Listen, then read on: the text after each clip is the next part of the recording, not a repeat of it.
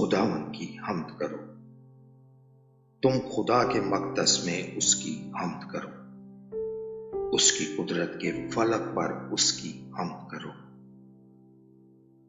उसकी कुदरत के कामों के सबब से उसकी हम्द करो, उसकी बड़ी अज़मत के मुताबिक उसकी हम्द करो। नरसिंगे की आवाज के साथ उसकी हम्द करो, बरबत और सितार पर उसकी हम्द करो।